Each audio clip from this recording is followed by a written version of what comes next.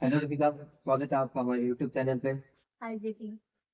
तो आज हम बहुत सारी जो प्रॉब्लम्स होती है फर्स्ट ईयर के स्टूडेंट्स के सामने, तो हम उसके बारे में आज डिस्कस करना चाहते हैं। ओके। ठीक है। तो इसमें अपन क्या करेंगे कि थोड़े थोड़े सवाल जो है स्टूडेंट ने पूछे हैं उनकी वीडियो डालेंगे। ठीक है, आप उनके जवाब दे दीजिएगा। जी। और कुछ सवाल हमारी तरफ से हैं तो आप उसका जवाब दे दीजिएगा। Okay okay. तो हम स्टार्ट करते हैं। सो दीपिका, आप अपना एक्सपीरियंस के बारे में बताइए, आपके कॉलेज में एक्सपीरियंस कैसा है? जेपी एक्सपीरियंस तो ओवरऑल बहुत अच्छा रहा। लाइक बहुत सारी अच्छी अच्छी मेमोरीज बनाई, बहुत से लोगों से इंटरेक्शन हुआ, बहुत से अच्छे अच्छे फ्रेंड्स मिले, रिस्पॉन्सिबिलिटीज कैरी करना सीखा, सेल्फ डिपेंडेंट होना सीखा। तो बहुत अच्छा था अब तक का एक्सपीरियंस। और आप अपने पहले दिन की कॉलेज की मेमोरी के बारे में कुछ बताना चाहेंगे? सबसे बड़ी मेमोरी तो ये है कि वो एक दिन था जिसमें मैंने अपने दोस्तों से, जो अभी मतलब बहुत अच्छे दोस्त हैं, उनसे रिस्पेक्टफुली बात की थी। उसके बाद कोई बात नहीं। रेस्पेक्टफुली बात हाँ नहीं हुई हाँ, इसके। बात नहीं। मतलब आपने मतलब कोचिंग में और कॉलेज की स्टडीज में क्या डिफरेंस लगता है?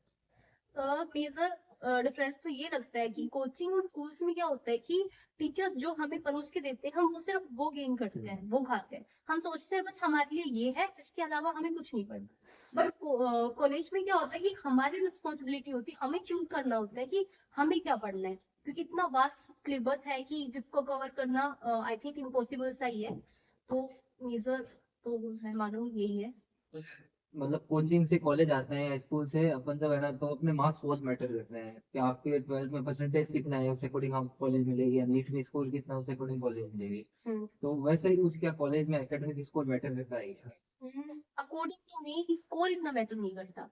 प्रैक्टिकल लर्निंग, आपकी स्किल्स कैसी है, कम्युनिकेशन स्किल कैसी है, वो ज्यादा मैटर करती है। जैसे कि कई बार लोग कहते हैं कि उसके वो गोल्ड मेडलिस्ट था लेकिन आज भी उसके पास इतने पेशेंट्स नहीं आते, और उसी जगह कोई दूसरा एमबीबीएस डॉक्टर है, इंटर्न डॉक्टर है, उसके पास लाइन लगी रहती है। वो उसकी स्किल्स पे डिपेंड करता है कि वो कितनी अच्छी कम्युनिकेशन स्किल है उसकी, कैसे डील करता है पेशेंट को। तो आई डोंट थिंक कि स्कोर इतने मैटर करते हैं।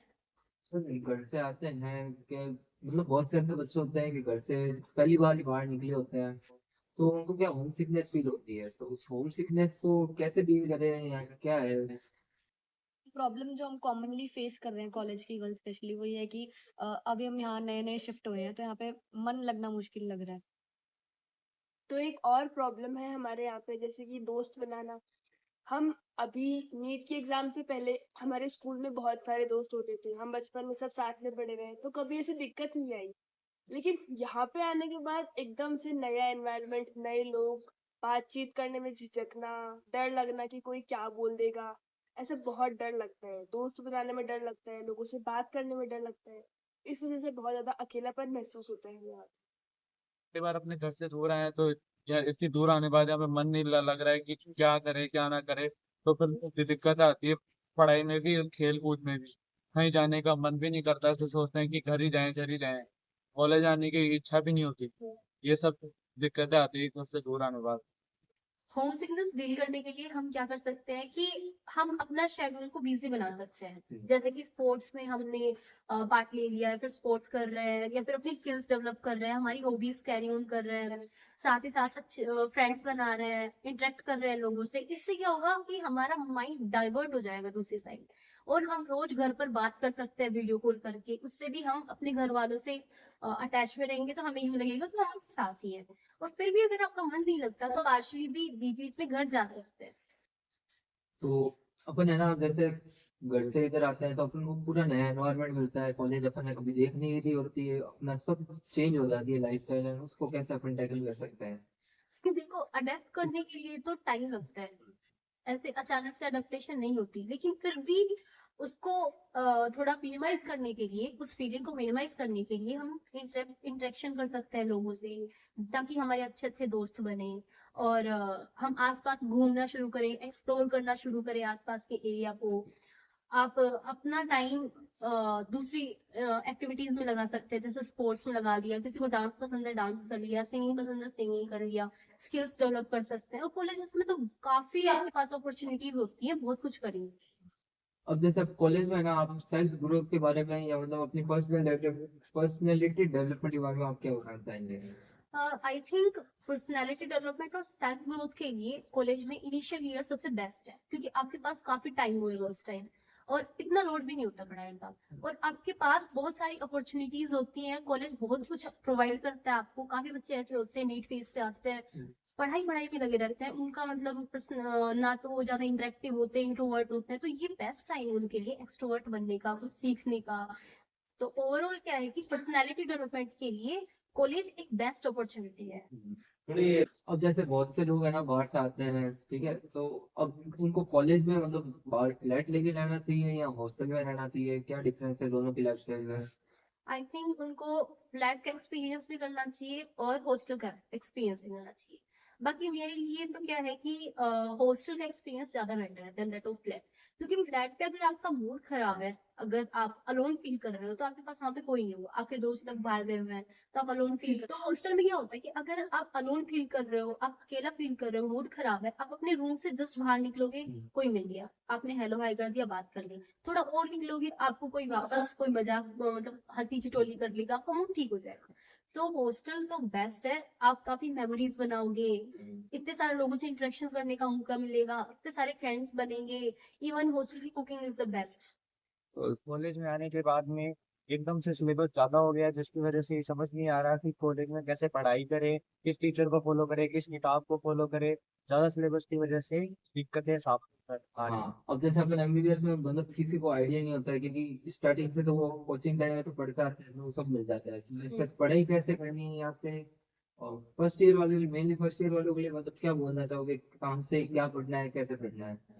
आई थिंक फर्स्ट ईयर वालों के लिए क्या होता है कि अचानक से उनका सिलेबस थोड़ा बड़ा हो जाता है, क्योंकि नीट में हमें वही 6 किताबें पढ़नी होती है, यहाँ पे मोटी मोटी भारी भारी 3-4 किताबें है वो पढ़नी होती है। तो उनको क्या करना चाहिए कि जैसे सबसे पहले तो उनको क्लास अटेंड करनी चाहिए टीचर्स की।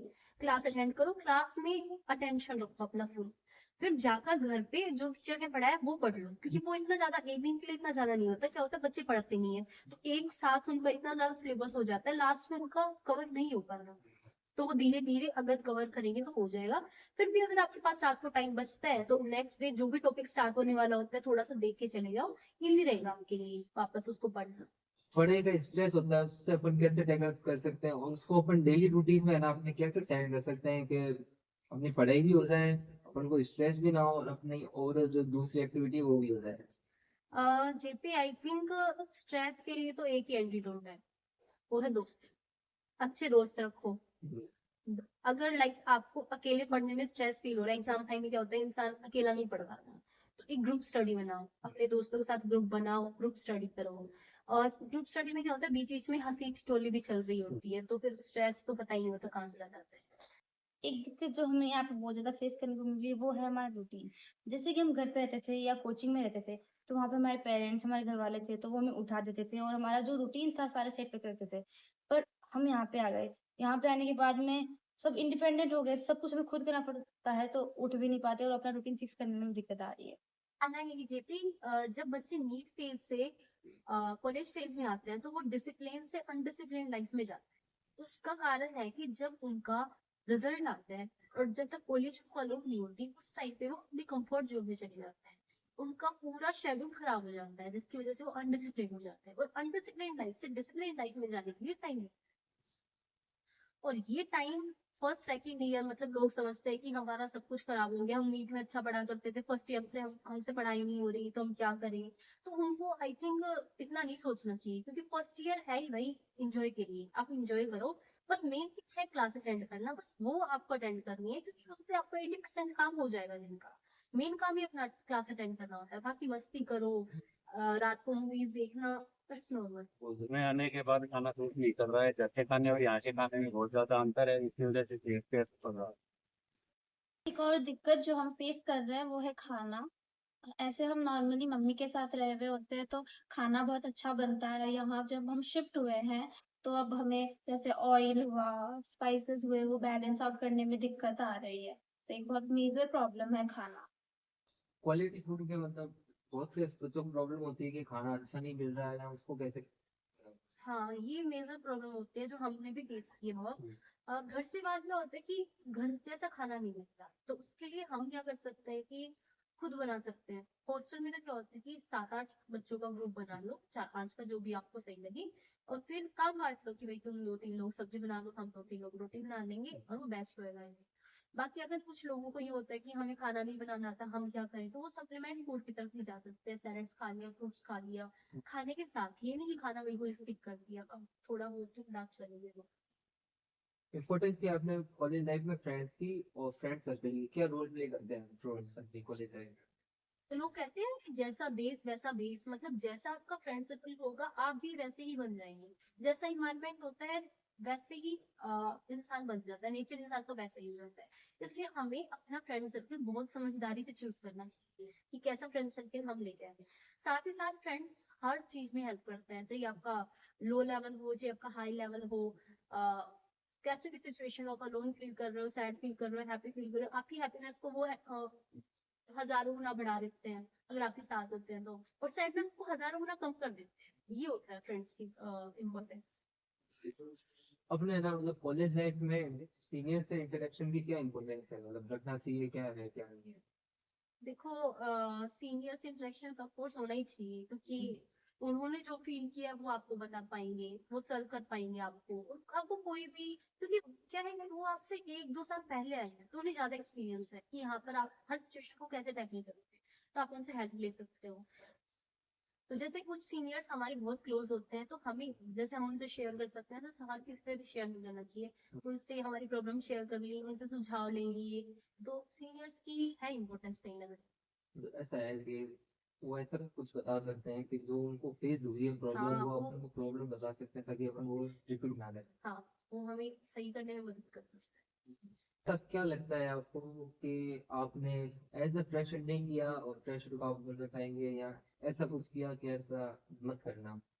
है। देखो वैसे तो मैंने लगभग चीजें की हैं, लेकिन मुझे लगता है मुझे और ज्यादा इंटरेक्टिव होना चाहिए था, और ज्यादा चीजों में पार्ट लेना चाहिए था, हर चीज करनी चाहिए थी। हम मतलब उस टाइम क्या सोचते थे कि जिल जाएंगे, बस एक चीज बहुत है, जैसे मॉडलिंग कर ली, बस डांस नहीं करना, जिल जाएंगे, लेकिन करना चाहिए था उस टाइम। काफी मतलब वो मेमोरीज बनती है, वही मेमोरीज होती है हमारे पास लास्ट टाइम में, कि हमने क्या किया कॉलेज। और वो आपके पास बेस्ट टाइम है, इतना टाइम आपके पास, आप कुछ भी सीख सकते हो, आप जो चाहते हो वो सीख सकते हो, जितने चाहे उसको फ्रेंड, क्योंकि फर्स्ट ईयर आपके पास ऐसा टाइम होता है जिसमें आप लोगों को जानते हैं, लोग आपको नहीं जानते, तो आप किसी को भी दोस्त बना सकते हैं, लेकिन उसके बाद दोस्त बनाना थोड़ा मुश्किल है।